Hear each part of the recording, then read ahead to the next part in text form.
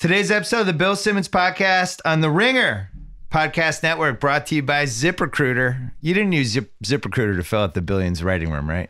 That was probably a mistake. No, but I've done ads for them, and let me say, they're really help if I did need to, because I know how hard it is to hire people. It's really hard to hire people.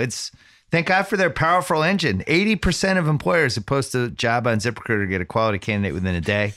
They're the best at distributing your job to the best boards, identifying the right people, inviting them to apply. My listeners can try it for free at ZipRecruiter.com/BS. Have we ever done a podcast in person? I feel like we haven't. I feel like it's always been on the phone. Once at the studio in New York, maybe? I don't know. Maybe I went there and then we got you on the... Yeah, I don't think we ever have. We never did. I've never seen the look on your face when I tell you the following. SeatGeek is the best app for buying and selling tickets to sporting events, concerts, and more for $20 off your first SeatGeek purchase on any game or sporting event for NBA, NHL, baseball, whatever. Just use promo code BS. Right now, you can get Knicks tickets $20 off, and they're probably $10 right now. You might be getting paid to go to a Knicks game. Download the SeatGeek app or go right to SeatGeek.com. Couple of podcasts to plug. Binge Mode, Mallory Rubin, Jason Concepcion. They're doing a 2-part Billions. You can't miss it. No, this is one not for real. This is a podcast not to miss. They did season 1. It's up today. I saw it's up today. I didn't get to listen yet. Season 2 goes up. We're taping this on a Thursday. So by the time you hear this, both seasons will be up. They went super deep dive. Super duper deep dive. So that's happening. And then the Recapables. What an honor. I'm even on this. Me and Mallory, Sunday nights, Billions is on Showtime. Right after it's on, we put the pod up, little 20-minute breakdown, and she knows probably, 10 times as much as I do about Billions. I just watch it and enjoy it. She knows, I don't know, you'll send me questions. The assistant district attorney's assistant's name, she's at a whole other level. I'm worried. I'm going to get overpowered. You got to hang in, but also you have a special resource that she doesn't have, right? I mean, you can literally text me. I'll just text you and ask you what the hell's going on. Subscribe to the Recapables. That's Sunday. And if you're not listening to that already, we've been breaking down Atlanta, which is my favorite show not named Billions on TV. I love Atlanta. And I rewatched the 3rd episode with my son last night, even though there was strip club scenes. That's fine. I just didn't care. I just want him to have a sense of humor. And he was laughing at all the right parts. How old is he? He's 10. Right. You did this with your son, right? You know Sammy was watching stuff when he was 10. You have to. 100%. And then finally, One Shining Podcast, our college basketball podcast. On Monday, Al Pacino is going to be on. I'm not doing a sports podcast because we're running that one instead. So if you want your college basketball fix from Ringer people, what better place than One Shining Podcast? They're going to do podcasts, I think, on Friday and then Sunday night, breaking down whatever the hell happens in March Madness. Who do you root for in a Syracuse-Duke battle? It's like Darth Vader against Darth Vader. I root for Duke. You root for Duke? Because I met Coach K when I went to Jordan's fantasy camp. You're so easy to butter up. Jordan's fantasy camp, no. And I had him, this is what he did. I said, can you sign a book to my son? My son was 6 or 7. He wrote down to Sam, always try your hardest. And then he goes, wait, how old is he? And I said 7. And he changed to try your best. And he goes, I just want him to try his best. He doesn't have to try his hardest yet. You're so easy. And I was like, that's it. I love Coach K forever. Anyone you meet, you like. You'd be like, I met Donald Trump Jr. this one time. And he told me he loved Billions. So I don't know. Maybe not a bad guy. I shook Donald Trump's hand once, and it makes me want to cut my hand off every day. Hi, half your listeners who I've just alienated. No, they're fine. Coming up, Brian Koppelman, co-creator of Billions, longtime friend, both of the pod of the Grantland Ringer universe and of mine. And we're going to have him. But first, Pearl Jam.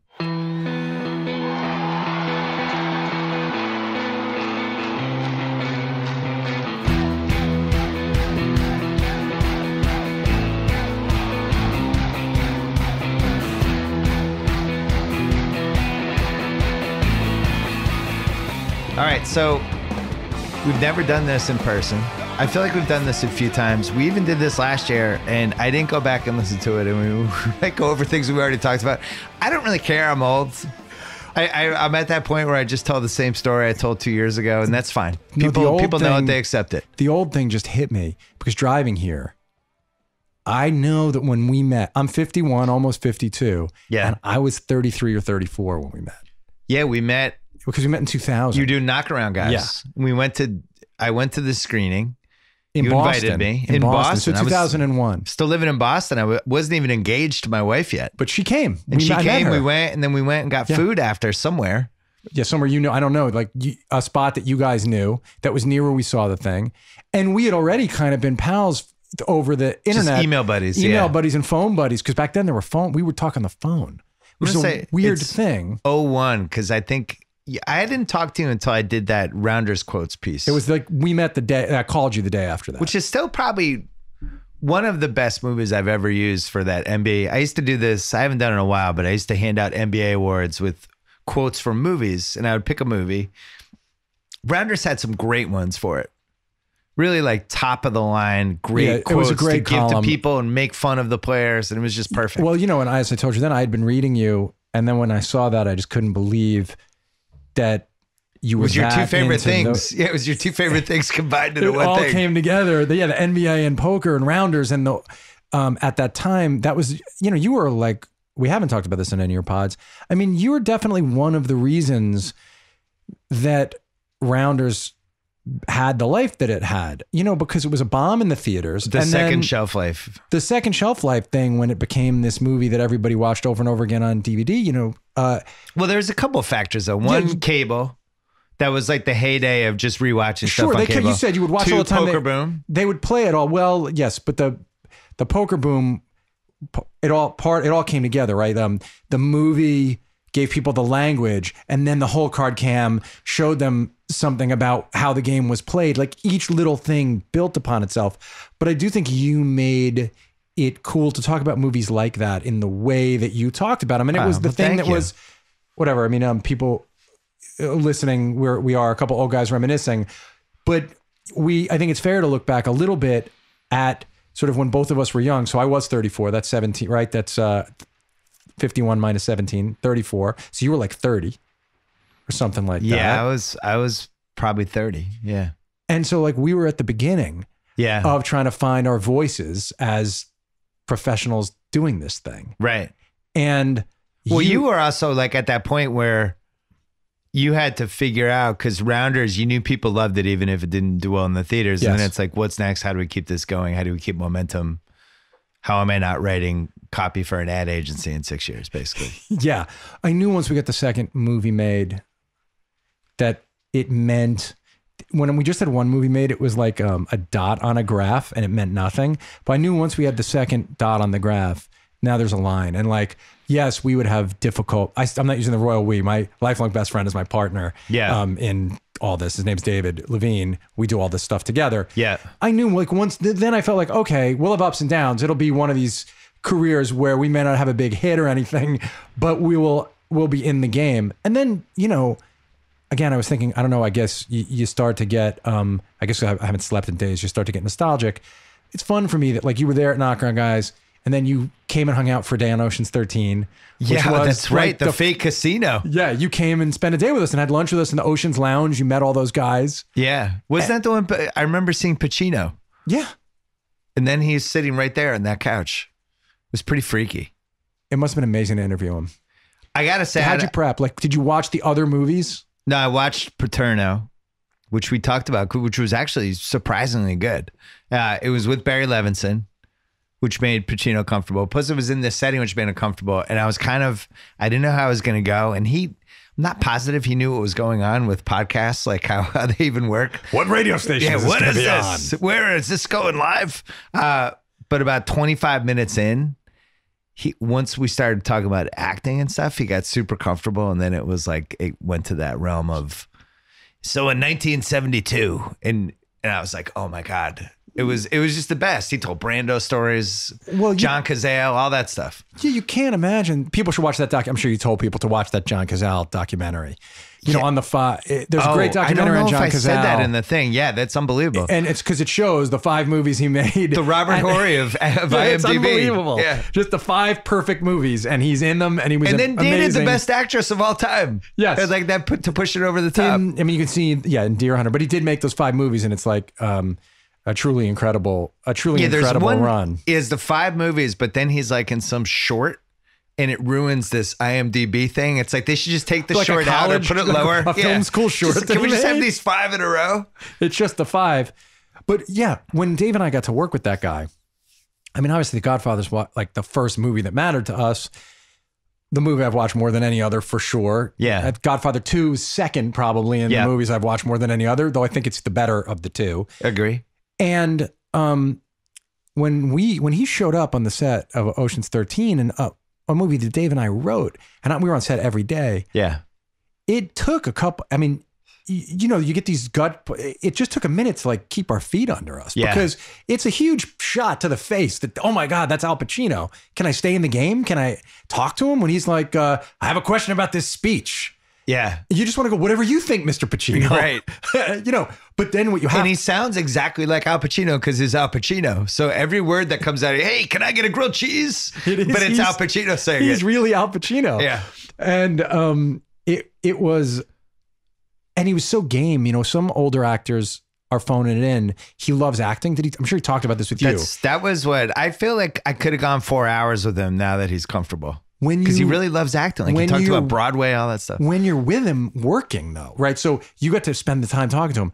I mean, I literally got to spend time on a set working on the character with him. And we doing takes and he would come walking over to Dave and me like, was that how you guys heard it? Like, and it was amazing. But then he would sometimes say to Steven Soderbergh, who directed that movie, he would go, can I do another just for fun? And he wanted just another take just to try some experiment, just a weird idea that occurred to him. And Steven would always say, go. How could he not? Of course, do another for fun. Do two more for fun. And you just saw a guy, the rest of life is kind of complicated for him. The kids, the ex-marriage. He's got young kids. He mentioned that a bunch of times. I got young kids. But when between cut and action is when it's not, action and cut is when it's not complicated for him. Yeah. That's when he's fully alive and connected. And watching it was like super inspiring to us, watching him, like watching the work, watching him craft the character. But more than that, it was like, look at this artist, like still completely engaged in the thing he's doing at 70 years old. Yeah. It's amazing to watch. And I actually think he might, but I actually think he might, I think he's going to get nominated for it. I think he might win. Sorry, it's Dan Soder who plays Maffei on Billions. All right, I got to ask him what the mailman. Pause it. Just do it on the air. Hey, Soder, you're on Bill Simmons' podcast right now. Say hi to Bill. Hi. Bill. What's up, Dan? Dude, what was your letter? What was your letter? Oh, when I got in the mailbag, Yeah. I asked Bill if Britney Spears was the Mike Tyson of pop because she rose to power at 17 and then 18, and then I compared Kevin Federline to Buster Douglas in the rape charge, and he put it in his. I remember that. So that's Dan Soder who plays Maffei on Billions. Is a great stand-up and made the mailbag. How old were you when you made the mailbag?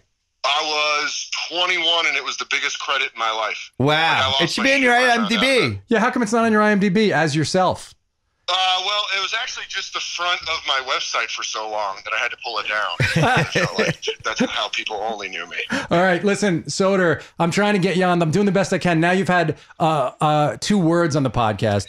My goal is to tell him I can't wait for the Andre doc. I'm fucking. He heard you. I mean, dude, he heard you, right? You know how cell phones work. Yeah. He heard you. I don't Thank know. you. This isn't a landline? Oh, no. All right, dude. Talk to you later. Bye, Dan. All right, later, bud. Wow. So he just had a mailbag email and now a podcast cameo. Yeah. Incredible. He's killing it. Yeah. And he is the biggest wrestling fan you've ever met. So what character on Billions gets mentioned to you the most? There must be one, other right? than Axe and Chuck? Are they the ones that get mentioned the most? Yeah, I mean, it feels like there's a really underground Wags kind of momentum now. Oh yeah, well, Wags. I know he's the favorite character of the Ringer staff. Yeah, and it's not close. Dave Costabile is a genius of a true genius, the actor, and Dave and I went to college together, and Levine and I kind of like crafted this character, like we made the character for him. Yeah, and we changed the character a lot from the pilot to the second episode, but between the pilot and the second episode, we realized, okay, we're going to really give Costabile like this ground to cover. And the best, he does end up, you know how it works when you're writing a show. When you're writing a show, when people deliver for you, you just throw them stuff. And we have this cast where everybody delivers. If you don't deliver, you don't stay on a show. That's like the old David Chase thing. And it turns out it is true that So it's like basketball. You run plays for the guys and they make a 3 and you're like, let's run another one. You do. You run plays for these people all the time. Look, everyone mentions Taylor now. And as you know, like the secret that Dave and I had in the first season of the show, Levine and I, was that Wendy was going to win the first season of the show. Yeah. And that Wendy was in a way like the hero of the first season. So people always talk about Wendy, and I will say men come up to me, men over 40, and one very famous NBA player, all basically come up to me and are like, can you introduce me to that woman who plays really? Wendy? I'm like, no, dude, she's like a person, like an actor, and she's playing this role and married. And they're like, dude, every dude over 40 comes up to me, I'm in love with that Wendy person. And you understand it because Maggie Siff's eyes are so smart. She's just so smart, such a brilliant actor. And then everyone mentions Taylor because they haven't seen that character on television before, and Asia Kate Dillon is so incredibly powerful and smart. But Bobby Axelrod is the iconic Bobby Axelrod because, again, that exact guy, Damian Lewis in that role, representing this aspirational idea in the twisted way he does, meaning people find him aspirational. Bobby Axelrod was never, in our minds, neither Bobby nor Chuck are heroic characters to us, though we love them both. Yeah, but it's the same way like with Wall Street and Michael Douglas, where he's a villain, but you're rooting for him the whole movie.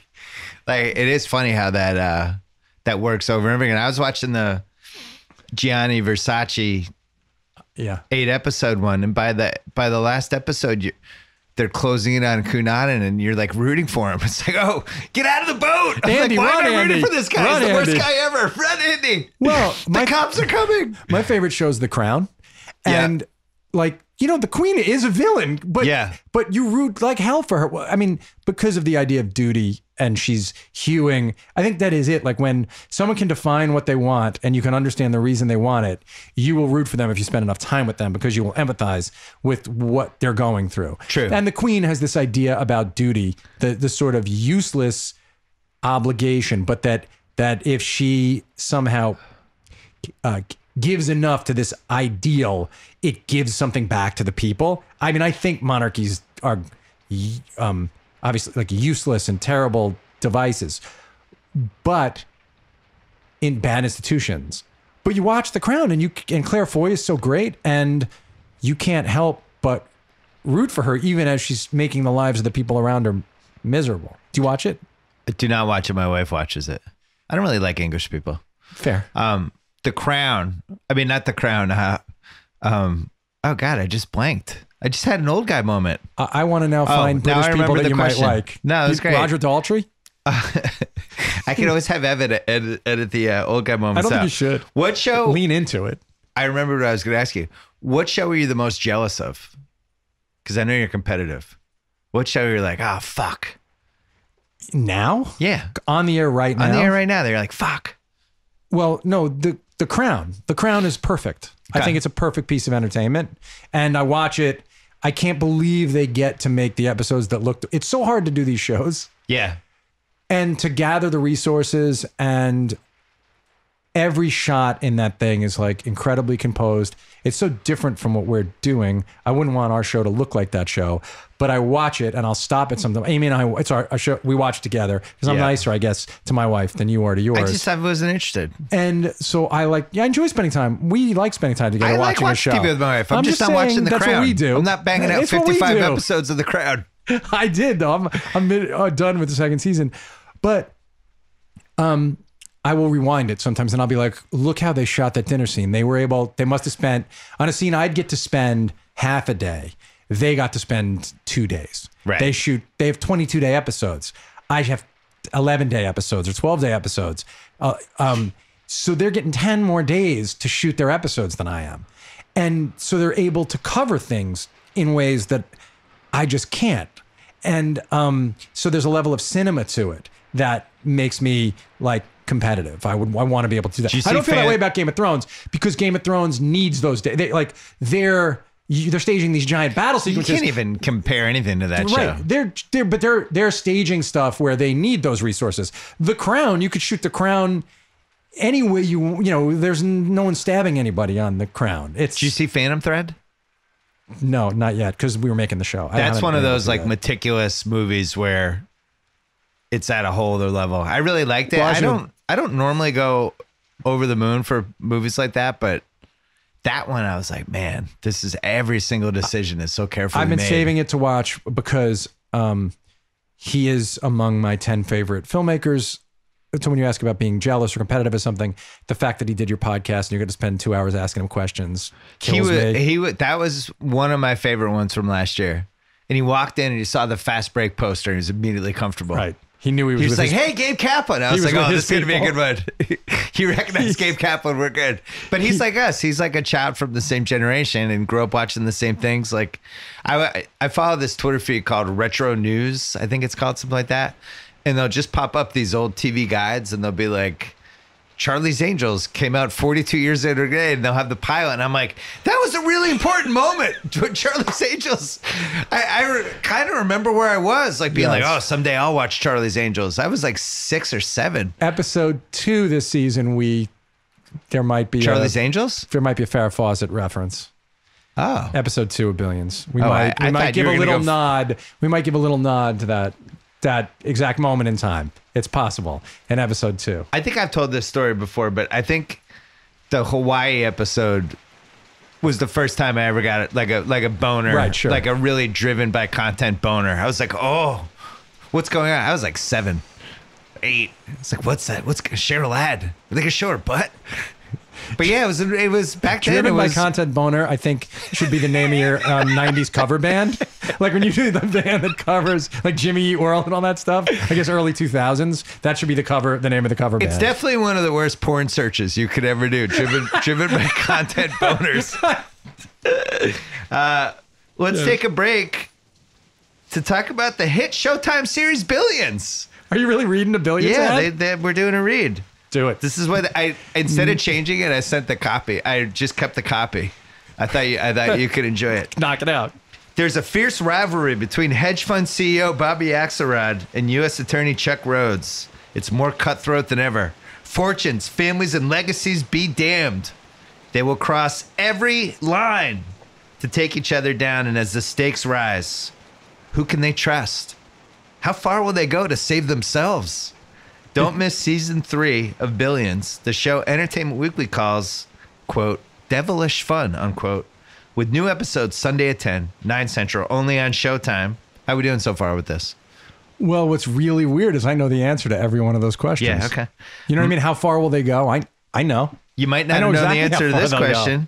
My listeners can get an extended 30-day free trial of Showtime to catch up on the first 2 seasons of Billions by entering code BS at getshowtime.com. Offer expires April 15th. Getshowtime.com. What's cool about Showtime and HBO and all the prestige channels now is they're also available on like Amazon and Hulu. And I know a lot of my staffers, like, you know, they watch Showtime because it's on Amazon. It's like, or is it part Hulu, of Amazon whatever, Prime, or they have to Hulu, pay whatever for it is. And there's Showtime Anytime. You can be a cord cutter and watch by just subscribing to like the Cord cutters Showtime are a Anytime. thing. I have a lot of people that work for us under 30 that do not have cable or satellite. Like I would say, of course. My son and his friends, 50 to 60%. My kids, my 18-year-old, 22-year-olds, they watch all. Oh, in fact, my daughter, hey, Anna, my daughter will say to me, Dad, I would watch Showtime. I would watch Billions. I really want to catch up because she's a couple episodes from last season she didn't watch. But I'd have to turn on. She was away for a semester program in the like on a farm. Her dad. Yeah. Is this what happens when you have a daughter I go, who Anna, passes 12? Yeah. I said, Anna, you're not going to catch up? And she said, if it was on the computer, then I would. But I have to turn on the television. And I said, your dad makes television shows. Like, right. You do know that, right? Yeah. She said, yeah, but if it was on, if I could just watch it on the computer. So then I download, of course, being a sucker and a father, I then like, well, here's the flash drive. And I, download it all, including some, and then I'm like, have you watched? And she's like, I'll get to it. I'll get to it. I already see she's the signs greatest, now.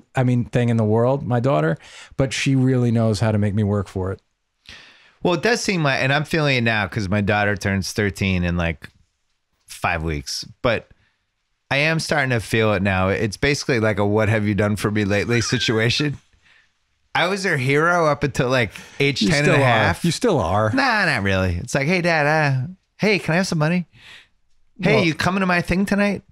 Hey, you driving me to practice? Well, sure. But that's And then the token, how was your day? And it's like, yeah, the how was your day token. We talk about it too. So like we don't have to take the podcast into being dad It's turning into parent corner. We don't have to do that. But I walk her, like basically every day I can. I walk her to school because school's close by because we live in Manhattan.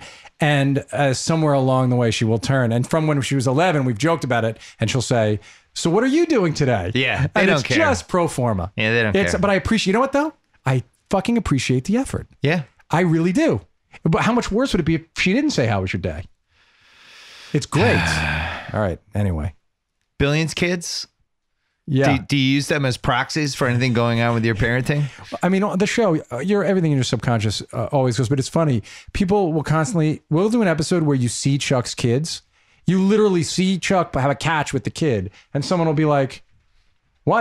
In the recap of that show, they'll be like, "How come we never see the Rhodes' kids?" I want to be like, "He had a catch in this episode." Yeah. With his son. Like, you can rewind. And they're like, "No, that kid wasn't in the episode." By the way, what do people want from TV kids?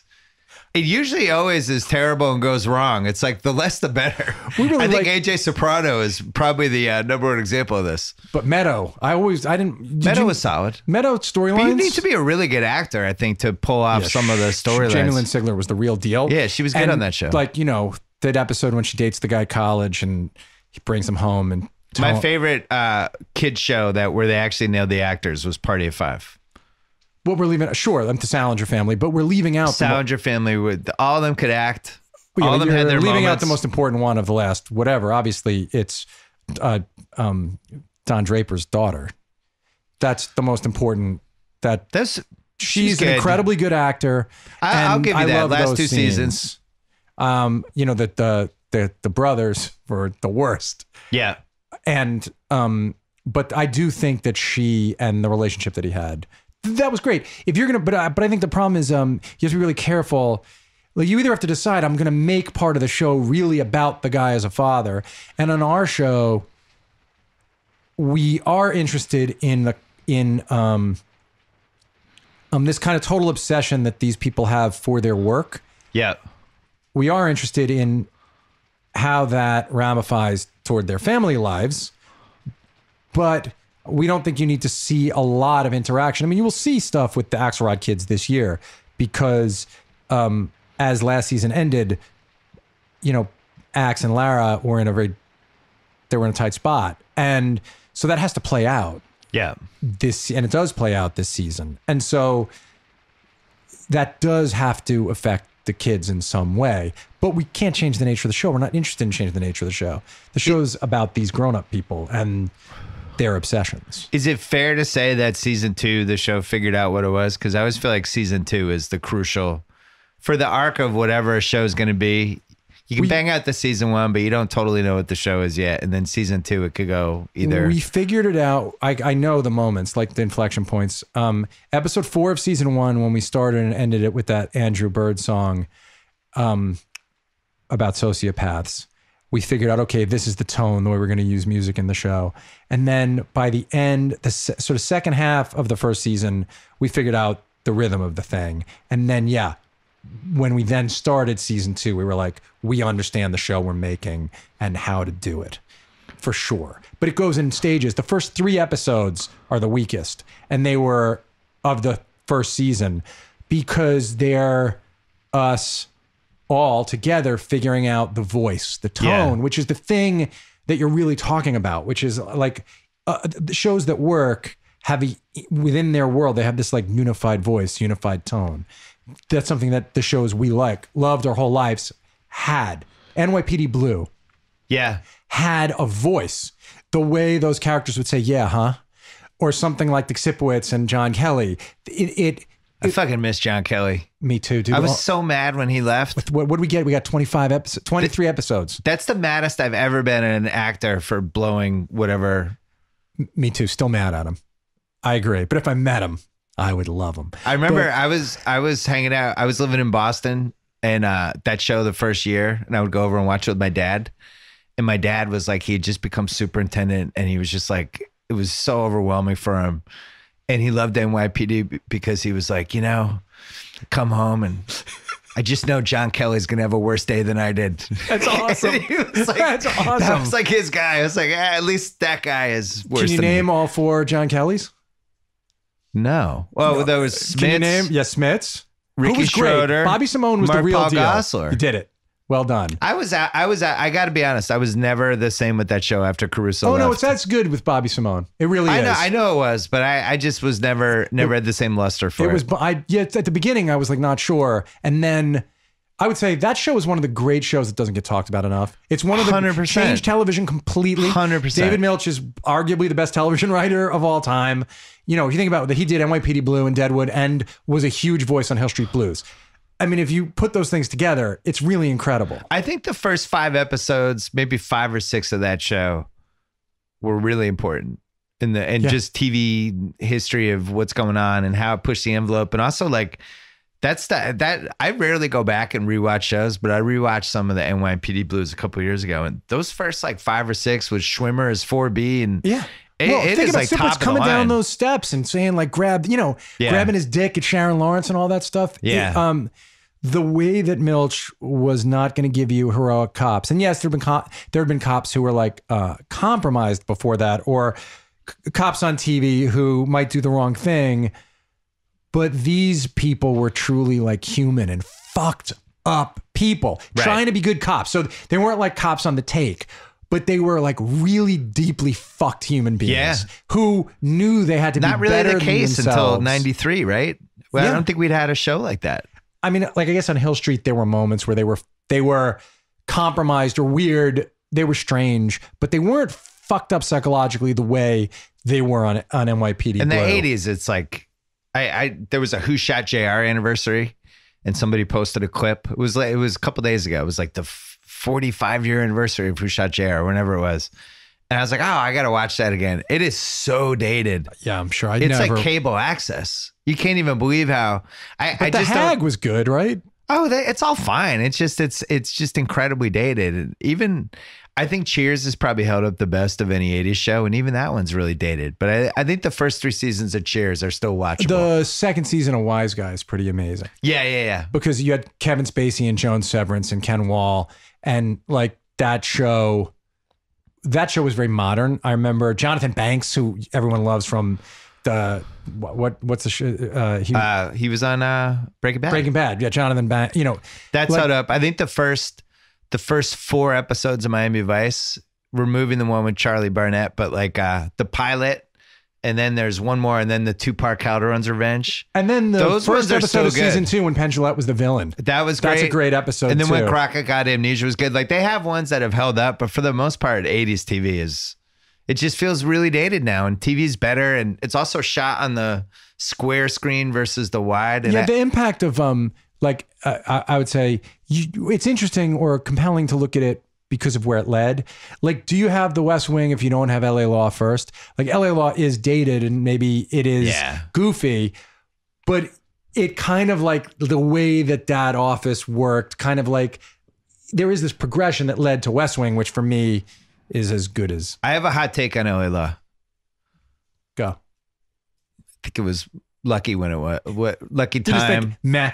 No, it's just like not a lot of law shows when that show came out. And they kind of, I think medical shows, law shows, and police shows are always going to work. And whatever the best one is at the time is going to feel better than it is sometimes. Now, the catch is like when ER starts and there had been a little bit of nobody had really known what. Yeah, I mean, we'd had medical shows, but we hadn't had like a great one in a while. And then first season of ER was like, holy shit. And I think that was a great show. That was also right place, right time. And I look at LA Law and it's like, good show, but right place, right time. And then Chicago Hope was like the Nick Bockwinkel of its time. Oh, Chicago, it was the Neil Walk. Nick Bockwinkel, because like you had Harley Race and Bruno were the other 2 champions. Right. And then Nick Bockwinkel was the champ of the AWA, right? And and that had a lot of good people on that show. Nobody cared. Which show? Chicago Hope. Yeah, great show. Peter Berg. Manip Tankin. And then Peter, what's his name? Yeah, that was a really good show, by the way. I think the last... Unlucky. That show was on, if people don't know. Chicago Hope, which had all these great people and huge pedigree around it. premiered the same night. They went head to head. ER. Yeah, they were like, hey, we're ready for a medical drama again. And 2 networks were like, let's go. And it just was like, it wasn't Tyson Douglas, but it was... Well, that's why I went pro wrestling. That's why I went... Tyson Douglas is the wrong move. Yeah, pro wrestling is probably better. Yeah, it pro was wrestling. It was Hulk like Hogan, the champ Ric was... Flair. Well, yeah, no, but it was like this other... That show was really good, Chicago Hope, and it had a good run and everything. Yeah. Like, well, now there's Christina so much Lottie TV it was on doesn't that matter. show, too. Yeah, you're right. Now there's so much TV it doesn't matter. I heard that, I don't know if this exact number is true, but I heard that right now, somebody in the industry told me this. There are 560 television shows. 560 that are in development. And it's like a real crisis with how do we find a showrunner? Oh, this guy has this idea. Well, we need somebody to run it. How do we, well, our first 50 choices are already on shows. Well, this person was a key grip on season 2 Billions. Let's make him the showrunner. And like, it's like a crisis right now. Let me say that George Patzos, who is our key grip, would do an amazing, he's like All that right, guy. So If George someone- Patzos. If someone wants, Patzos Patzos been around for a long time. He's an amazing key grip. Just, you mentioned key grip. I'm going to shout my guy out. These guys don't get shouted out enough. There's never been a better time for you and Levine to just completely whore yourself out with a second show. You'd be like, no, we could juggle both of them, and you could just completely mail in the worst thing ever and get overpaid for it. The problem you should is, do that. Do like some wrestling drama from the 90s that, and just take the money. Thank you. Take one hit. Like, that show sucked. All right, next one. Doing a shitty thing, you feel so bad. I mean, you know how I felt about Runner. You make something and it just comes out badly. You just feel awful. You never told me the Runner story though, because that's a movie that on paper should have worked, right? I was like, oh, this sounds cool. What was it? Offshore? Yeah, but you should know. You told me not to watch it. Right. So I was going to say, never. The tip off it wasn't going to be good was when I was like, nah, dude, don't bother. It was like when my wife was going to have her first kid, and my friend Sully was like, whatever you do, don't go past her arms. Stay near above. where her head is. Stay above. Don't go past her arms. I was like, okay.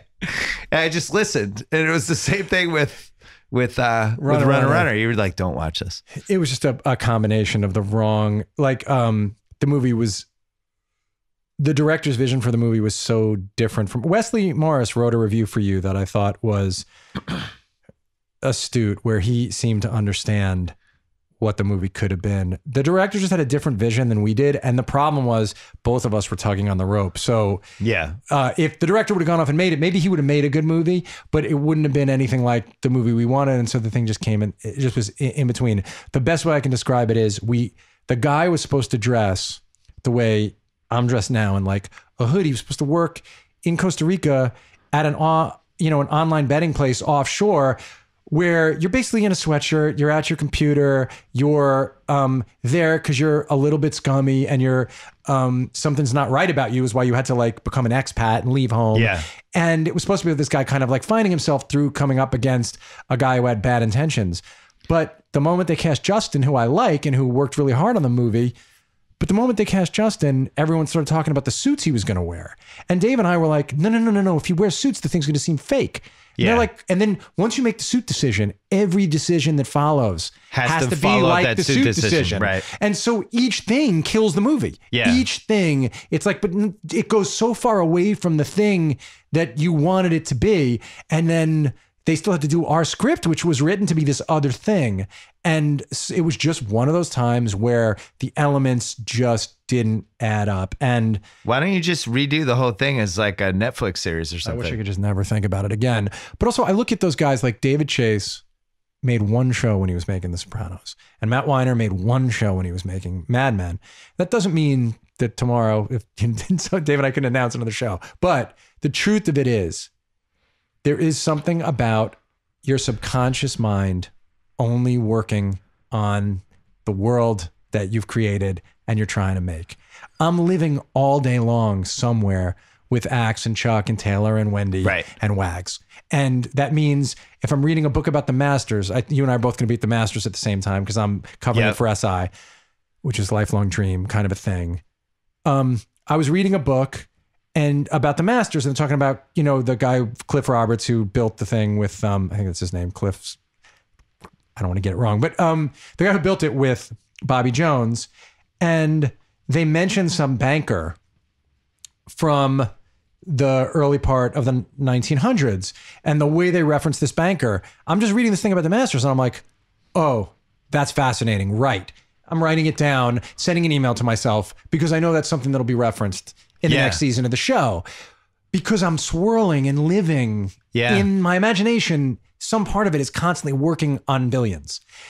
And so whether, I'm not saying Billions is a show in the league of Mad Men or The Sopranos, but for me, for Dave and me, it's our shot to do something that matters to people. Yeah. We have this audience that really, the people who love our show, love it in the way that I loved Mad Men and The Sopranos. They love it that way. And so then you have a whole other group of people who like it and just enjoy watching it. Yeah. And they're not immersed in it, but they're like, oh, I like that show. That's I'll fine. watch it. That's great. You like those people. Yeah. For all the people watching the show make me happy. And the people tweet like, yes, please watch the show. You don't have to watch it obsessively. Just watch it. Yes, it doesn't annoy me. Sometimes someone will be like, a lot of the time, someone will tweet at me trying to take a shot at both shows. Hey, your show's like a Smart Suits. And like, as though they think that's going to insult both the guy who runs Suits and me. Yeah. Meanwhile, Suits is fucking perfect for what it is. Like that show on USA, that guy is so smart in the way he makes that show. And like, if you want to watch our show because you think it's in your mind a Smart Suits, like Smart Suits is very smart. I'm like, that's fine. Whatever, however you want to find it. But what Dave and I have to do for the people who watch it the way that we would watch it is like try to make it as real and fun and filled with everything that we're thinking about, everything that we're feeling about the world. And I don't know how to split my focus. I'm not smart enough to split my focus and make something else at the same time. I certainly make another show. Making a show takes just a lot out of you, or out of me anyway. I'm working at the top of my capacity, which maybe says more about my capacity than the job, but that's just the truth. I identify with that because I think writing a column is like that. If you're really all the way, if it's the only thing you're doing, you're driving around, or writing a book or anything where you're at a stoplight thinking about it. And if you're at a stoplight thinking about 19 other things because this is happening and that's happening and you're worried about that, and that's when you're in trouble. I think about this a lot because David Benioff, who along with D.B. Weiss makes Game of Thrones, I think David Benioff might be among like the 5 best living American novelists. Yeah. And he's not writing novels. Right. It kills me that guy is like deprived. He gets annoyed with me. We're friends for a long time, but he gets annoyed with me when I say it to him because he's like, well, I'm pretty involved in this, this throne show, the biggest show of all time. Yeah. And, but I'm thinking like, God, I wish that, if people haven't read even if you don't read books, if you read one book this year, read City of Thieves. I've recommended the book. Every person I've ever known who's read the book is like, thanked me for it. Yeah. Tim Ferriss the other day made it his Friday book of the whatever and he said, I told him to read it. He's like, I can't believe how amazing this book is. And, but obviously Benioff can't split the focus either. He has to make his show and then maybe he'll write another novel, or he would have to only write these novels. Cause I'm sure writing City of Thieves took everything he had. Was he the one who wrote 25th Hour? Yeah. Yeah, that's his my favorite novel. Spike Lee movie. Yeah, he wrote that novel and the screenplay, and then he wrote the novel. That movie's fucking Thieves. awesome. Yeah, it's a great movie. No, I gotta say the Ed Norton run from like Primal Fear all the way through 25th Hour is legitimately and wildly underrated. You know the story. I know you love Ed Norton. Do you know the first time that do you know what he did the first time we met him, Dave and I? I might have said this to you in a mailbag when we did like what do you call those things? Genius. Oh, we did, but it was pre-podcast. Yeah, what are those things called? It was Curious Guy. Curious Guy. I would email back and forth with people, and it was kind of what I wanted to do with a podcast that I didn't know existed yet. Yeah, so we did this. 2 years before that. We did 15,000 words between us. We went on for like 2 weeks. We did, forever. And it's in somewhere in the ESPN archives. You can go find it. Simmons talking to Dave and me, but. So we're about to get greenlit we're greenlit on Rounders, Matt's cast. We're going to make the movie. Somehow we get it to Edward, and we don't know him, likes the script, but he wants to he wants to meet the guys who wrote it and go to a poker casino with them to see how real all this is. So Dave and I fly out to LA from New York, and we go to his house. Now, all we know him from is Primal Fear and the Larry Flint movie, which he's incredible. Yeah, And he he's was really like, good in that. At that time, he's like the best actor, and he'd done the Woody Allen movie. Everyone says I love That's you. actually an excellent movie that's just gone. Nobody even the has Larry had a Flint movie is conversation about it in fantastic. 10 years. Yes, People versus Larry Flint. Yeah. It's excellent. Milos Forman, one of the greatest great. directors ever, made Amadeus, Yeah. for fuck's sake. So we go to meet Edward. He invites us over to his house, and we walk in. Now, we don't know him. All we know him is from those movies, from Primal Fear, the Larry Flint movie.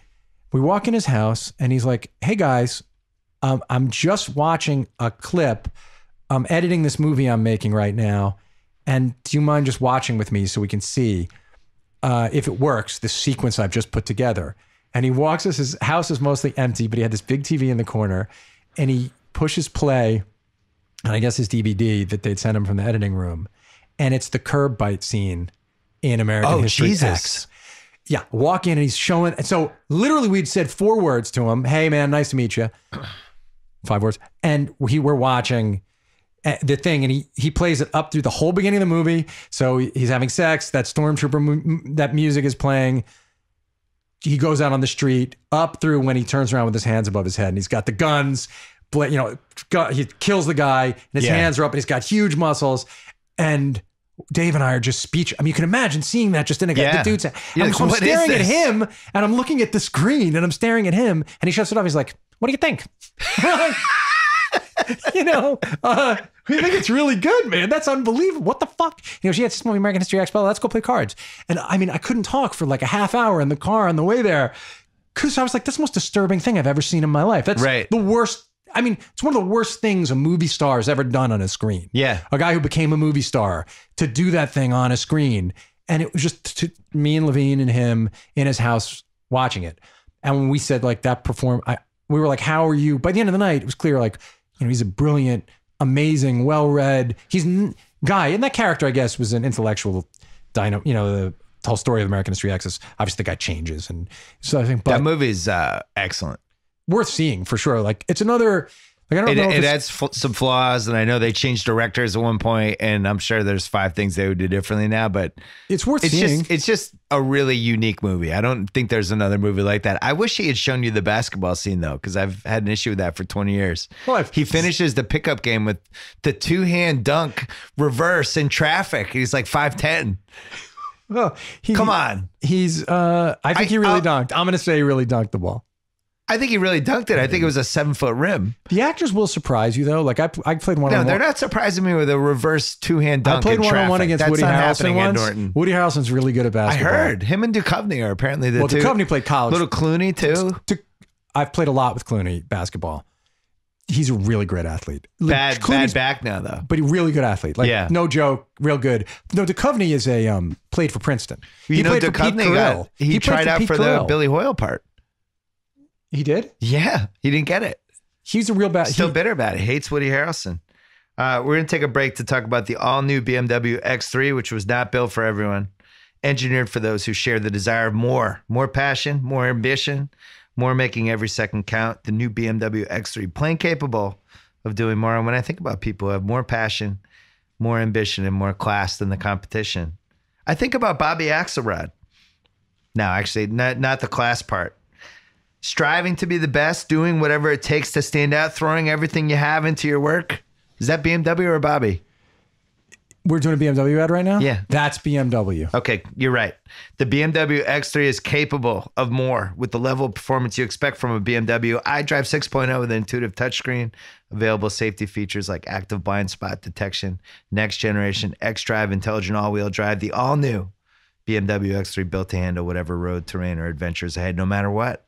Test drive the all-new BMW X3 at your local BMW center today. BMW only makes one thing. It is the ultimate driving machine. We should announce that you're doing the Rounders Oral History 20th anniversary thing with us.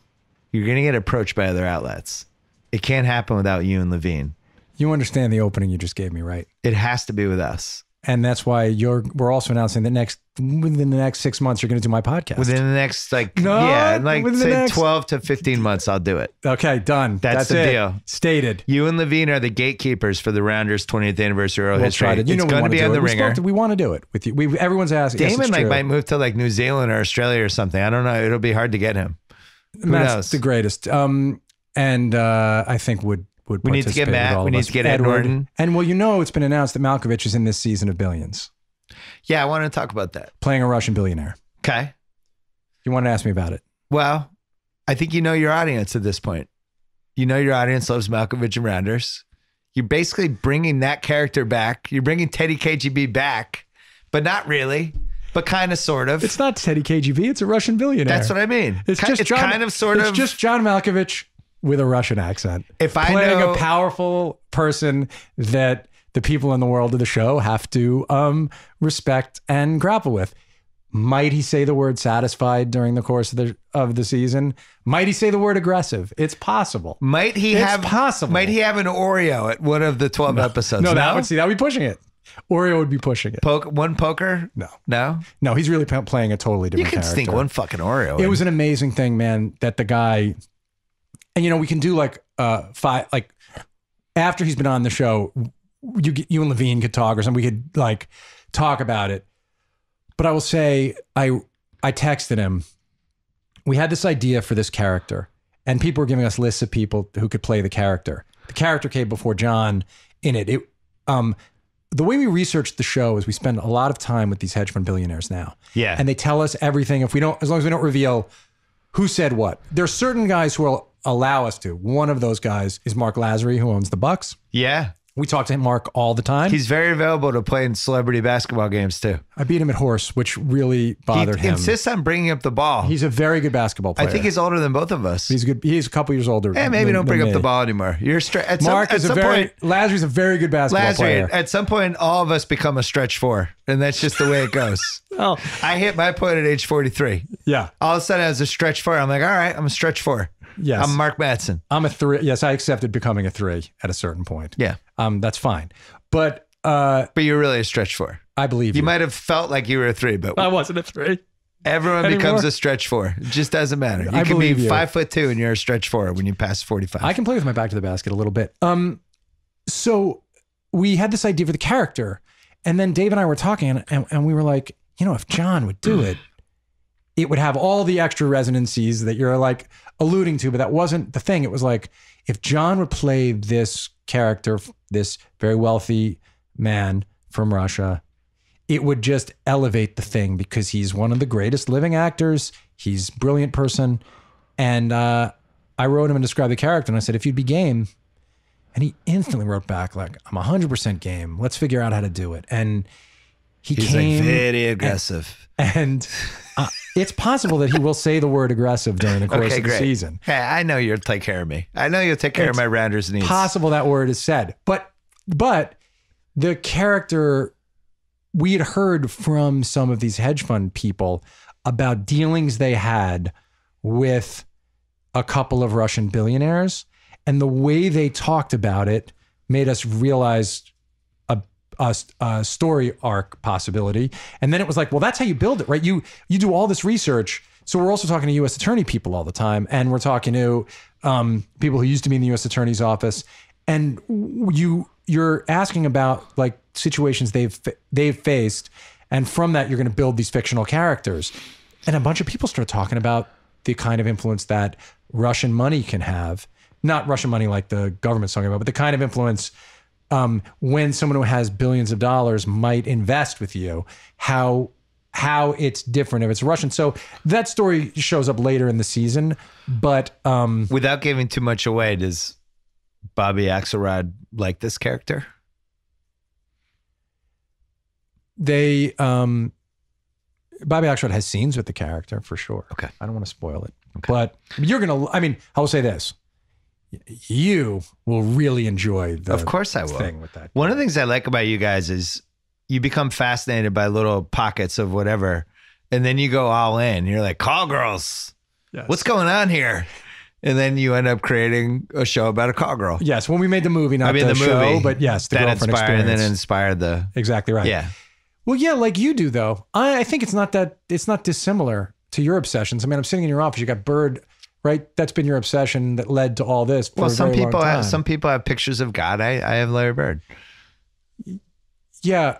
Social media has been good for the basketball Jesus. Why? Because those little, now that the little videos and the GIFs and like the little highlight things, him and Magic, it's been especially good for them because it'll be like the little 4-minute. If you were going to update the basketball book, what would be your top 5? Oh God, I would have so many different things. What's your top 5? Just top 5 players. I think LeBron moved into the top 5, unfortunately. Of course he did. 100% he did. He did. It would be ridiculous to say he didn't. Bird got bumped. Bird's 6 now? Yeah. It hurts. I think that's fair, though. Because Magic was a hair above Bird, which also hurt when I did it, but I knew the book had to be accurate. And so right now I think it's Jordan, Russell, LeBron, Kareem, Magic. Yeah. But somebody's going to pass Magic because these guys are all going 15, 20 years now. And at some point, the totality of the career, like I was watching LeBron, we're taping this on Thursday. LeBron last night against Toronto does not have a great team, LeBron. He puts up the 35 and 17 with no turnovers. And basically in the last 6 minutes, every time he wanted to go to the rim, he could. You could argue offensively, this is the best he's ever looked in his entire career, which makes no sense. But, you know, Kareem was pretty similar, right? Kareem had spent 4 years in college and then had his first 11 years were as great as anybody. And then even the 85 finals, he's still the go-to guy. Like some guys are just superhuman. Kareem got the amazing thing of then having Magic for the end of his career. Right. But he still had... LeBron doesn't. Kareem had the skyhook and height, and LeBron has just this fanatical ability to improve his body and to his endurance and all the stuff he does. He's also incredibly smart. Like LeBron is incredibly smart. And he's gaining intelligence. And he's got a little MJ side to him now too, where like last night, Pirtle tried to stop him. They got switched and he goes by Pirtle and then dunks on him. And LeBron's running back. It's like, get his ass out of here. It's like, it was a little MJ-ish. Yeah. No. Which I don't think is the side he's had until the last couple of years. Well, I like the little bit of the killer in LeBron. You know, when you're a Knicks fan, you have to find other things to root for. And so we root for LeBron and always have. I like KD too. And I like Golden State, but I root for LeBron. And I think you can make the argument that LeBron is like in the 3 or 4 spot of all time. Yeah, I think he's 3 lowest. I do think it's like you can. And at really some point, if argument. he's gonna do this for 2 more years, and it's 17 straight years of this, he gets to the 2 spot. He's never overtaking Jordan for guys like me, and for me, he's never overtaking Jordan. If he does, yeah, that's how I feel too. But I think as this keeps going, you got to really start looking at Jordan having to leave in the prime of his career because he was burned out. But Jordan to guys like us is like Joe Lewis to that character in The Barbershop and Eddie Murphy's movie. And listen, Joe Lewis, guys are always bringing up Joe Lewis. Like you're preaching in the choir. Yeah. But LeBron every year just comes back and he's playing his 90 to 100 games, and Jordan had to take a break in the middle of his career. And that's like that. At some point, that's going to be a conversation. We're not there yet. I think we're not there Look, yet. A lot of people younger than us, how many people on your staff say you're ridiculous to think Jordan is better? Oh, no, half of my staff thinks Kobe was the first basketball player. Right. Yeah. Yeah. So when Kobe came in the league, that's when the NBA started. Yeah. Right. They believe that those are, so where's Kobe on their list? In their minds, is Kobe top 5? Kobe is, the advanced metrics have not been kind to Kobe. Now that it's funny, like if I did the book again, which I would never do because I'm too old, the advanced metrics part of it would have been really kind of fun to figure out if most of the times my calibration was right, but there's some guys from the past where you look at the stuff they were doing, like all of Bird's advanced metrics are actually kind of amazing, but nobody even knew. How are like Stockton's or something? Stockton's were good. I think, but there's guys like Mark Price, and there's certain seasons that jump out that you can compare Tiny to the context Archibald, of now. which I loved what you wrote about Tiny in the book. Yeah. Like, would Tiny now stand High up? volume. Right. The high volume shooters don't do as well. So like that, like people like Iverson are going to lose their impact Because the as idea they get of, older. he's a scorer doesn't work when you just look at the numbers. That would have been the justification for guys like that. You'd say, well, he was a scorer. Well, he had to do that. He had to, but and like somebody like T-Mac, as the years go on, is going to actually raise in value because people are going to look at some of the seasons he had like, wow, oh my God. But also on the shooting. eye test, though. Eye test is... But Tracy, with T-Mac, he did the first ever in-game off the backboard dunk, right? Will you ever forget seeing that? No, but eye test, this is one of the reasons I wrote the book when I did. I felt like eye test is this thing that fades away. And then you end up with 50 years from now, people telling me that Karl Malone was the greatest forward of all time. I was like, no, he wasn't. I was there. You did not want Karl Malone on your team in a game 7. He was one of the best. Yeah, he's in the top 20. But there's going to, as the time passes, there's going to be a statistical case that builds like, you know who was the best forward? Karl Malone. It's like, no, stop, shut up. So but even when he was playing, bit. Okay, you might have thought that. But when he was playing, a lot of people thought he was the best power forward of all time. Like there were a lot of people who would say he was the best that they ever saw. Because remember, when he was playing, we didn't know he wouldn't win the title. We thought he would win. We thought those two guys would win the championship. Like during the run, you expected those two guys to win the title. But so now you're remembering this wrong. Okay. So tell me. They kind of peak and get their asses kicked every year, and we all gave up on them. And then it was like Robinson, Olajuwon, Ewing, it's centers now. Yes. And then the league gets diluted, and all of a sudden this aging Jazz team, just kind of by waiting everybody out and guys are getting hurt and all of a sudden they rise up. But it was like a worse version of the team when they were in their primes. Remember that? I do remember like the final sort of like packages that the people would show. I remember all the Karl Malone truck Brian stuff. Russell is the third best player on this team? I remember then during those games when they would show the Karl Malone truck packages, which they didn't show in the first run. Right. So like at the end, you would always see Karl Malone with all the trucks at a thing. Yeah. But even then people were talking about with that comeback, those two guys being one of the greatest sort of combos. Oh yeah. The league moved in their favor a little bit too, because you know 100 times more about this than I do. I'm just a basketball fan. You're a real student of it. The league slowed down, and that really helped them. And now you think of like where the league is now. It really helps certain guys. You know, like the league, the position it's in right now is just unbelievable. If you're James Harden, this is like the best version of the league he ever could have played in, where it's this advanced level ISO ball. And just constantly switching the wrong guy on you, and you're surrounded by shooters, and he's like a Jedi, and he can figure out what to do. When do you think that guy wouldn't have been amazing though? I think he would have been somewhere between 70 to 90% of what he is now. What, like at what period? Like when in the league? Well, when World B Free was considered a great. He's 100 times. How much better is he than World B Free? Let's go back to one of your favorite, the Riley Knicks. Yeah. Think of all the big guys that are just in the paint. Sure. There's 6 guys in there at all times, you know?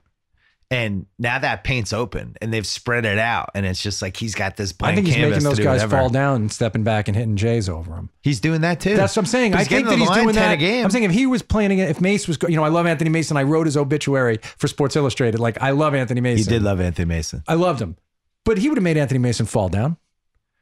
Anthony Mason would have knocked him into the basket. He might have thrown him. I agree that when Harden went up, Mason would have made him not want to come into the lane again. Like Harden's that's a really good point. Harden's 10 threes a game and 10 free throw attempts a game, which is absurd. It makes no sense. And if I had told you 20 years ago somebody was going to do that, you would have been confused. So I flew here next to the stylist for this woman. This woman who's the stylist for Harden. Yeah.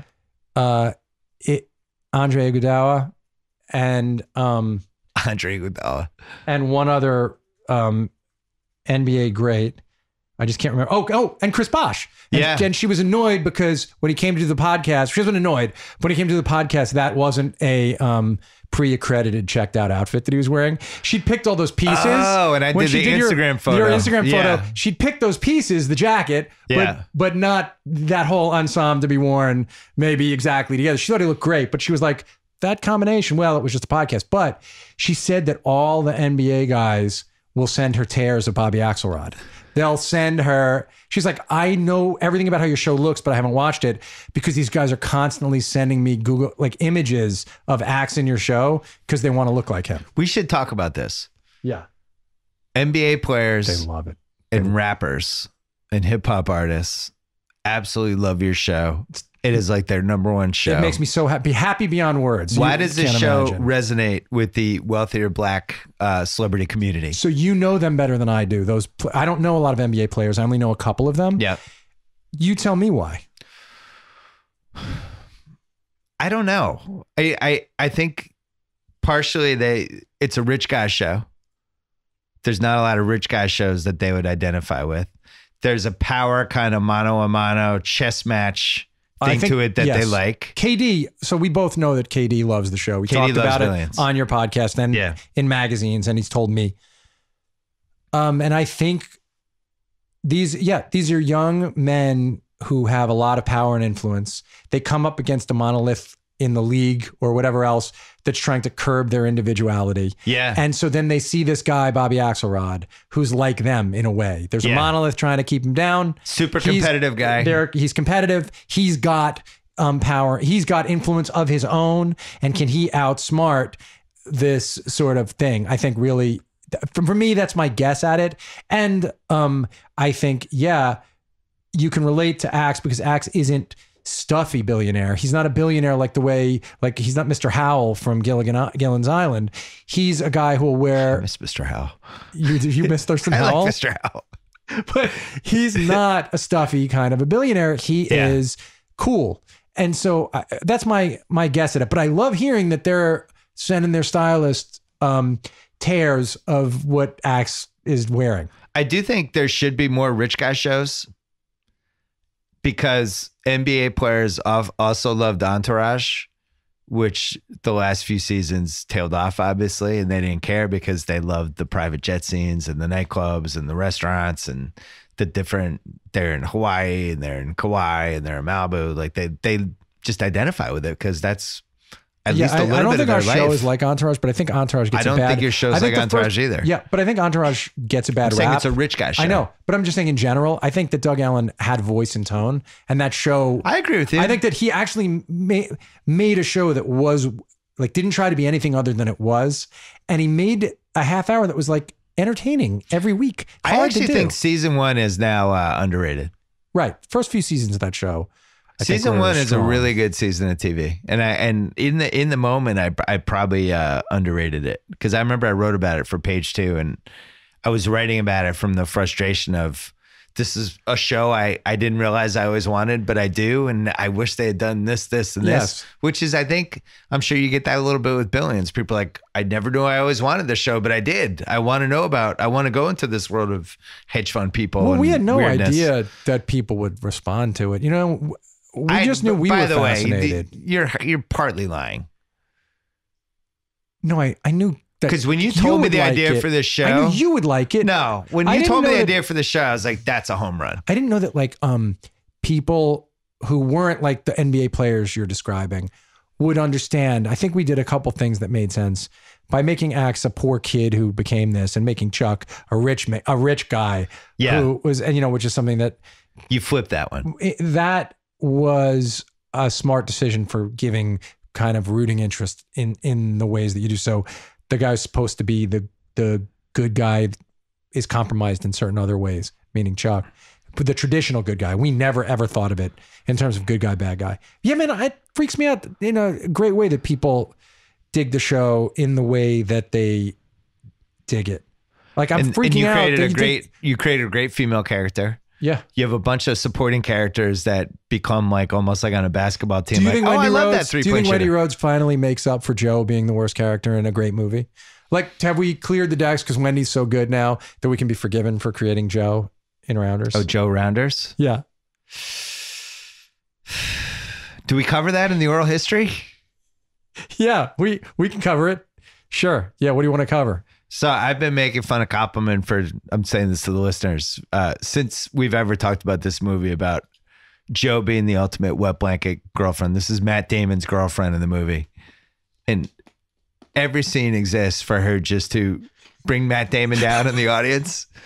But this was the era of the wet blanket girlfriend. Well, no, you're going to go Anne Heche and Brasco, which is one of the thing about Anne Heche and Brasco is one of the greatest movies ever.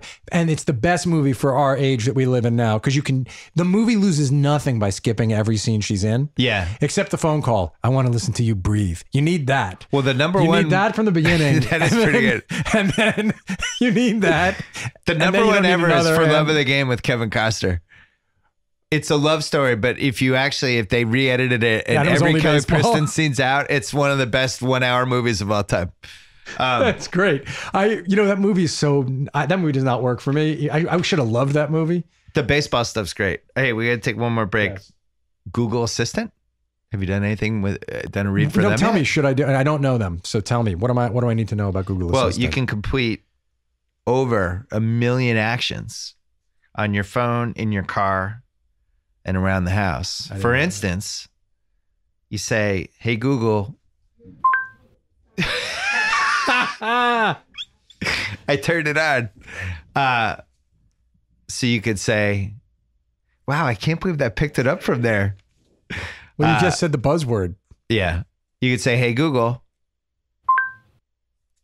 book me a table for 4 at Major Domo."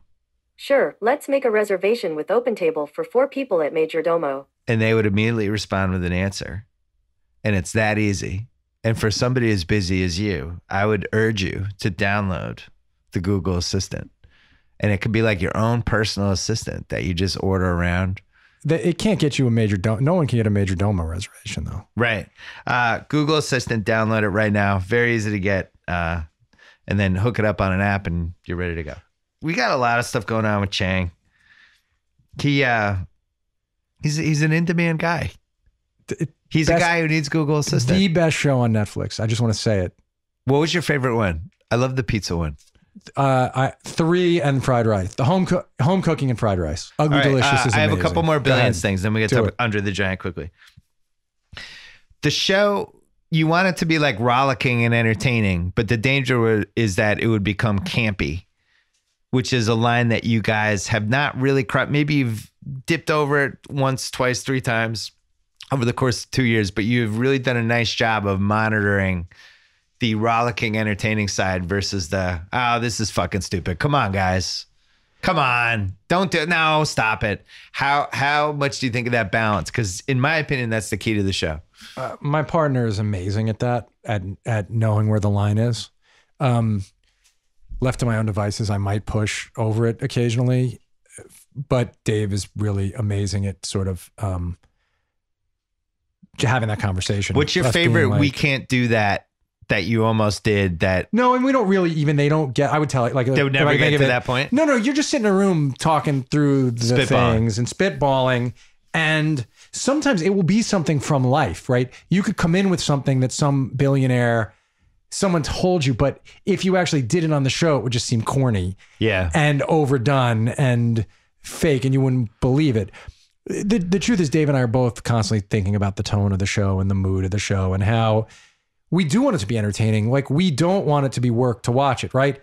If people want to pick out themes from the show, they're clear and you can do it. If you want to figure out what we're saying about the world, it's there for you. Yeah. But we also want to allow our enthusiasms to come into the show. And that is really what the show is, right? It's the things that since Dave and I have been best friends since we're 16 years old or whatever, 15, we've shared this language about pop culture. And so we decided to, like, in making this show, we're going to try to make it for guys like us or people who have the spirit that we have, men and women and non-gendered people. And everyone at the Ringer. And who men and women and non-gendered people who, just people who have like the kind of enthusiasms we do, who have a bent for being an enthusiast, who just love this shit. So like in the first episode, it's been in the trailers and it's been amazing to me. There's a run that ends sort of with Wags saying, your ego just wrote a check your body can't cash. Yeah. And like a bunch of people online were like, what a brilliant line from Billions. And I wanted to scream like, well, you obviously don't watch our show because you have to understand that's not our line. That's a Top Gun line. You know, in the show, in the scene, we make that really clear. Yeah. We say it. We say those words in the scene. But like, that's always going to be a part of our show. And so if somebody doesn't like that, we're not going to... We could have changed our show and knew how to do it. So it would just be like serious drama, like on the face of it, just pure prestige. But honestly, we wanted to make a show that was a good time to watch. And so if a Top Gun quote occurs to us and Wags can say it, we're going to give Wags the fucking Top Gun quote. And if it doesn't tick your serious meter and you want to go watch something else instead, go watch that other show. That's fine. I'll be watching The Crown with you. That's fine. Great. And then the other side of it, we're also not going to go get really silly. We're not going to take it to a place, as you said, that these characters wouldn't really... campy. That the characters wouldn't really do the thing, that it's campy. That's what ruined Sex and the City. Sure. Well, you don't want to get meta. First two seasons of Sex and the City were excellent, and then it became a little campy and over the top, and they couldn't stop it. I liked it the whole time. It's like wrestling. I always liked it. But it's like in wrestling when the guys started going higher and higher, and all of a sudden they're jumping off 40-foot scaffolds. It's like, we've gone too high now. This is not sustainable. Well, yeah, or with the storytelling, I think when the stories got to like sex murder level in wrestling. Oh yeah, in the late 90s. Yeah, in the late 90s, when the war between the two things happened. Yeah, I was like, I can't watch this anymore. Hold that wrestling thought, because we're finishing with Andre. Okay, because you're more excited that there's an Andre the Giant documentary. It's your ultimate wheelhouse for a documentary. One more Billions question. Taylor was the breakout kind of new character of season 2. Yeah, and is a cool character in a bunch of different ways. Mainly because I've never seen anything like Taylor on television before. But you have that, which I think was going to work anyway. But then you find an actor, amazing, who was really great and kind of had command of the scene and was even in scenes with like Axe and a couple other people where it's kind of the one when you're staring at the whole time. That's kind of hitting the lottery. It was, and that you hit the character lottery. It is. It's all the things you could hope for. That's one of those things. We read a lot of people for that part. We didn't only read gender non-binary people. We read women for that role. We read men for that role. Why did you become fascinated by the concept of a gender non-binary character? Well, because as you and I are both older people, older white men, there's a lot of the world that's happening that we're not aware of, unless our kids bring it home and tell us about it. Yeah. And there was one day when Sam at college and Anna at high school, Anna came home and Sam called home and they both told us the same story. I was in a class and the teacher asked everyone to go around and say their genders, their gender pronouns. And I remember Amy and I going like, it was literally within a day, maybe not the same day, but within a day, Wednesday, Thursday, Anna came home and told the story. It was the beginning of a semester. That's why they'd both gone for their new semester and had this story. And I remember going, wait, I don't understand. Just a true lack of understanding. Explain this to me. I was like, wait, what do you mean? Explain your gender. And then I immediately went, oh, I get it. You mean someone maybe is transitioning, so they want to be called she. And then both Anna and Sammy went, there's also the pronoun they. And I didn't understand. I mean, I just truly, being an old dude, just didn't understand it. You know, I'm still having trouble understanding it. But I think we're just so old. Now I'm fully immersed. I say this when I go into a room, like we have a meeting and it's women and men. And I go, hey guys. And it's like, you're not allowed to do that anymore. And I just, I can't stop doing it because I'm 48 and I'm just used to saying things a certain way. When are you gonna have a big blowout for your 50th birthday? Like how big a thing are you gonna do? I mean, I might just leave the country and never come back. So the thing is that, that would happen. Then one of our writers, Willie Reale is his name, had met also a gender non-binary person. So I brought the story into the writer's room of, hey, there's this, do you guys know about when you meet someone new, you should say your pronouns? And most of the writer's room was like, huh? And then Willie said, I just met somebody and I can have that person come to the writer's room and talk to us about it. And we were like, yeah, do that. And then I grilled my kids about people they'd met.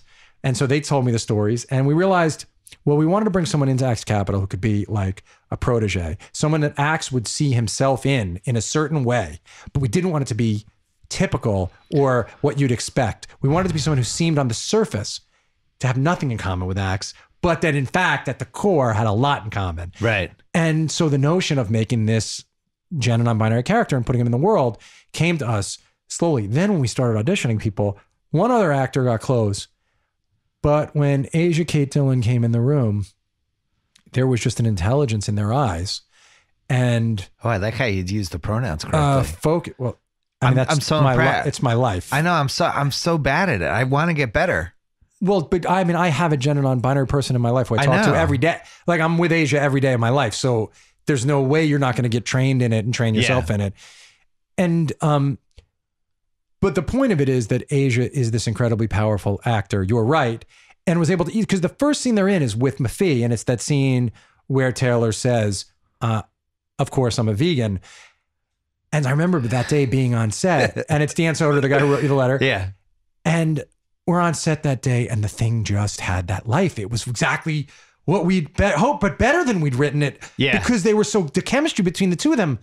I mean, Dan is a guy who played football his whole life and is a great athlete, a true kind of like, a dude. Yeah. And suddenly there was this like magical thing between the two of them. And we were like, oh, we can ride this. This is a real thing. And then the first time that Asia and Damien had a scene together, the second episode of last year, it was, you're correct. It was like hitting the lottery. We looked at each other like, well, we can do this thing, we hope. And we'd hoped we could do this thing that would go over a bunch of years with the two of them. So what happens like with the Emmy Award category? Because I'm sure you submitted. Actor.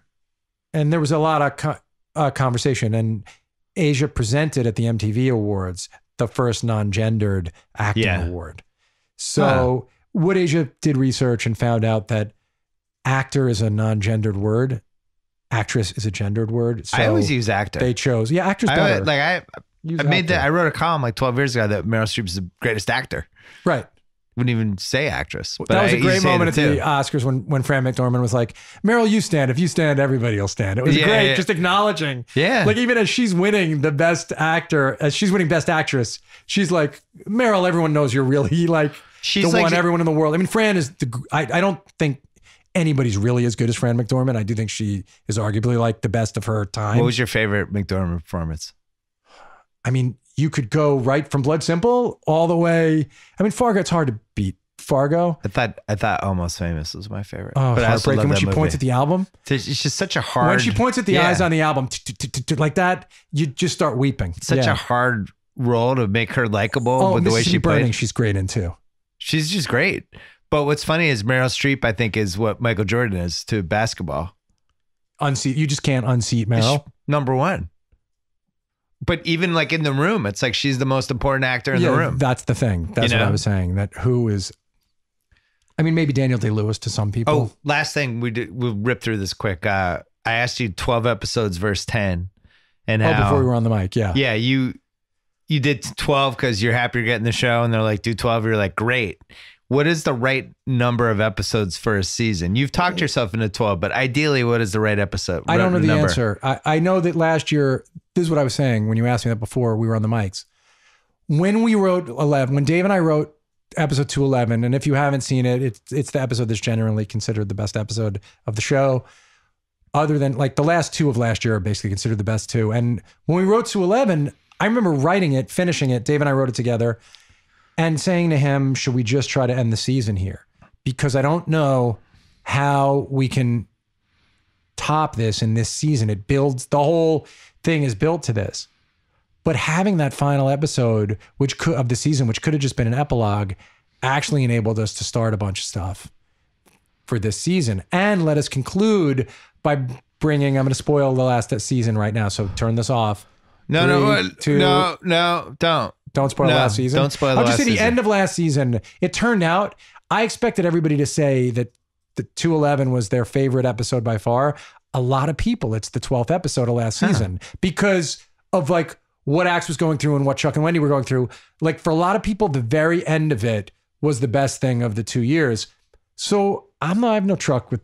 I just use that expression. I haven't used the expression "I have no truck with" in 20 years. I used it twice in this podcast, but I have no problem with doing 12 episodes. How many seasons does this go? I mean, we would love to do 7. It would be great to do 7 seasons, and then in the 7th season, I'll be like, no, I wanted 8. I always wanted 8 because they'll offer us enough to do 8, and I'll make it like it was always 8 seasons in our minds. Yeah. It wasn't. It was 7.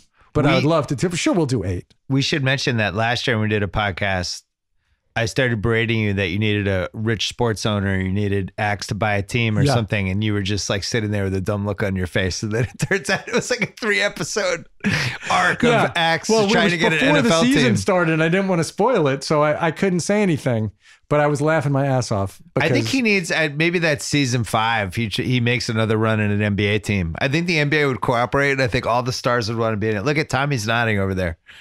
Maybe he tries to buy it from Joe Lacob, who would, by the way, absolutely be available to be in Billions. Axe makes a run at Joe Lacob's Warriors team. It's hard to do this. He gets KD and Iguodala's support, who, by the way, are both available to be actors. And then you're off. All right, Andre the Giant, really quickly. So it's coming out on April 10th on HBO. Heads up on that. We're doing the red carpet premiere in LA. I got questions for you. Because let me just say this. I watched the documentary. You know, I freaked out. Yeah. I loved it. I knew you would. I loved it for all the reasons you thought I would. You also know how hard it is to actually make a good sports documentary. It is. It is, because we've done it. It's really hard. Yours was good. Connor's. Mine is, Rolling Stone called it the 5th best 30 for 30. But here's the thing. When they made a list of the 30-30s, yeah, it makes me so upset. I hate that. Why? I love lists, but then it's like when something that is like one of your babies, and it's like, no, don't rank these. You do it all the time to people. I know. Anyway, that's the thing. I've listed more than anyone, and I got so upset when I saw 5th, that. So that's the point. Yes, it was good. Congrats. Number 5. You executive produced it. Congrats. So it's really your victory. It's your victory. They're all winners. I would never rank the 30-30s. It's your victory. But can we just talk? But here's the thing. Yeah. Did you know how dark a guy Andre was? Because I didn't. That's why I wanted to do it. Because the way William Goldman wrote it, what I thought of Andre was what William Goldman wrote. Yes. And what William Goldman wrote was people should go find that amazing. It's like 500 words. 500 words when he died about what the experience of making Princess Bride with him was like. Yeah. And the way he painted him. And I only have one problem with the documentary, but how dark he was is the greatest thing. To see what he went through every day, to see the fear the other wrestlers had in real life, not wrestling fear, the actual fear they had of disappointing Andre, the love they had for him. So it was this combination of fear and love that they had. Like they idolized him. The way that he changed the sport. And you get into this thing that I'm kind of obsessed with, which is the end of the territories. And you will get into it a little. I'm obsessed with it, actually. I've wanted to make a show about it. It's, to me, like one of the greatest. What Vince did is one of the most amazing stories ever. Yeah. But the only problem I have with it is that you guys didn't tell the Samuel Beckett thing. So I don't understand how that's not in the documentary. Like, it's the kind of thing you would say to somebody, I don't understand how you make the documentary without the Samuel Beckett thing. I'm going to do a director Jason here, talented guy. We're going to do a podcast and we're going to explain why, but there's a specific reason for it. But I don't understand. It's like the most interesting thing about the guy's life. Why isn't it in the documentary? What if I told you it wasn't true? Who are you sure it's not true? Wow. We'll go into it. You couldn't prove that it was true? We'll go into it with the Jason Hare thing. Here's a question. Did Samuel Beckett live near him? I'm not giving it away yet. Did he live near him? I'm not giving it away yet. It was very important for us to have an accurate documentary. Which is another reason why we didn't put in stuff like he had back surgery in 1986 and they had to use veterinarian tools. Like, you can put all that stuff in there, but I'm not asking about that. I'm asking about the ride because Beckett had the pickup truck. I'm just asking about the drive to school that Beckett took him on when he was. You're going to have to listen to the Jason Hare podcast that we do. Okay, well, the documentary is really great. Other than then, why didn't you make it all about finding out if the Beckett thing was true? Well, maybe we have something in the works for that. Well, I want to see it. Send me the link. Send me the fucking link. The documentary is great because you see something that I've never, ever, ever, ever seen in my life before. You see genuine human emotion from Vince McMahon. And you see a moment where Vince McMahon is not acting. I won't spoil it.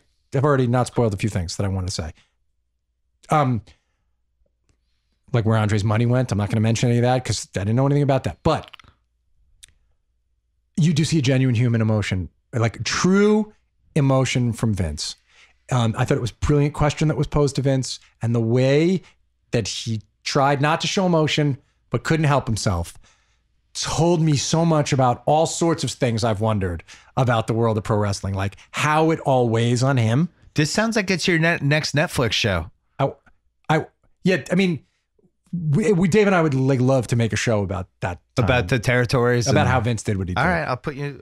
As long as I'm involved, I'll make it happen. No, I mean, we've met Vince like about this. You better do it soon. I don't know if it's going to be possible. I don't know. You better do it before the Andre thing comes out, because I'm worried that he'll never want to do anything again after this. Or he doesn't come across badly. I know, but I just don't know. I told someone in wrestling that's in the documentary, because I was I said that you guys did that better than I've ever seen. You laid out the question. So I'll just say this, I don't know that it's possible. They're making a movie about Vince that's going to cover that period of time. Yeah. So I don't actually know if it's possible to do a show, but we have talked a lot about. And so when I saw the documentary, I freaked out about that portion because I'd spent months thinking about this before that. Well, and then his dad's involved too, which made it even crazier. The deal he made with his dad. Bought it from his dad. But the deal he made with his dad was like the layaway deal. Yeah. So if he missed one payment, so Vince could have paid his dad the full amount except one payment. If he missed the one payment, his father would have taken the whole company back. Yeah. And Vince went around and dealt with all these thugs and rolled up the whole country. And you guys hint at it and lay it out in a way, but it shows you like Vince has made this caricature of himself by playing the character. But the guy was this ruthlessly brilliant business person. Right. And I said to him when I sat with him, I said, hey, how did you know that you could do it? You were 24, you're going up against all of these incredibly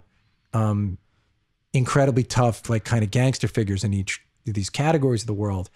How did you know you could beat them? They were, supposedly they were killers and they were whatever. And he said, well, I've always tended toward aggression. And Levine and I almost fell out of our chairs. It was just an amazing thing. And it was a tough one for us because the A story was Andre, obviously. This guy is going to live and die and knows he's going to die at a certain age and is the biggest star in this old version of wrestling. And now the new version blows up and his body's starting to break down. They need him for this one last match. So you got that. You knew that's going to work. But then the B story had to be the territories and how wrestling blew up, but it couldn't overpower the A story.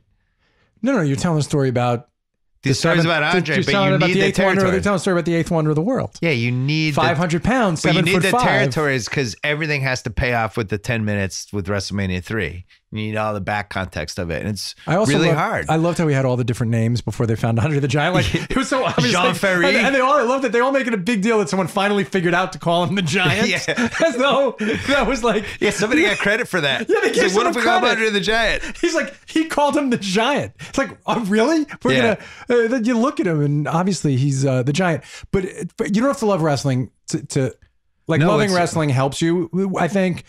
But the women pain this guy being women like this documentary that don't like wrestling and guys who don't like wrestling, and I was shocked by that. No, it's like was really glad to see it, and the fact, I mean, you really feel a lot when you're watching it, and you feel for him. But I loved that you didn't. I mean, in the way that when we made our 30 for 30 on Jimmy Connor's the 5th best 30 for 30 of all time, according to Rolling Stone. But when we made that, we were not afraid to show you that Jimmy could be an asshole sometimes. Yes, which was the most important decision you made in the doc. That we're going to make this about a guy who's happy that he's an asshole. Yeah. You guys, Andre has always been painted as the nicest guy in pro wrestling. That's the image from the outside that Andre, because he was never a heel except in Japan and that one small run that you guys cover, but he was always a baby face.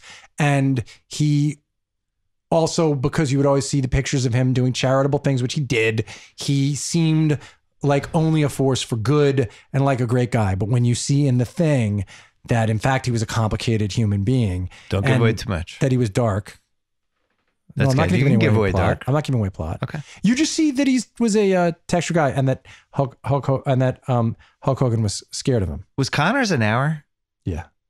We made the decision together. We felt like the hour was right.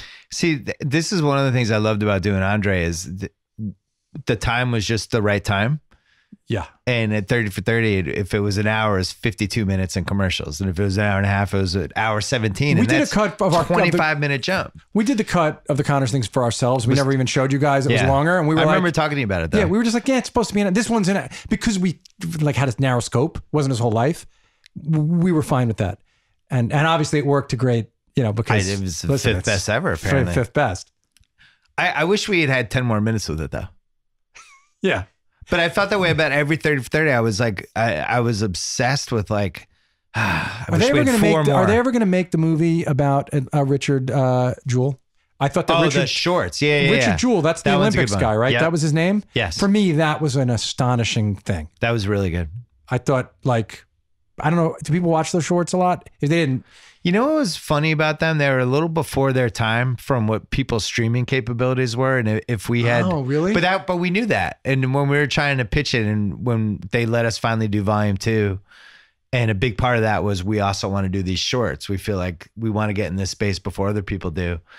And the computers, iPads, iPhones, like it wasn't great. The ESPN video player was terrible, which was so frustrating because, the company was making like $8 billion a year. This is all the shit I'm going to ask you about on our podcast within 12 to 15 months. It was just so frustrating. It was like, you guys have all this money. Can you just give us a C+ on this? This video player was just stopping. Really? All right.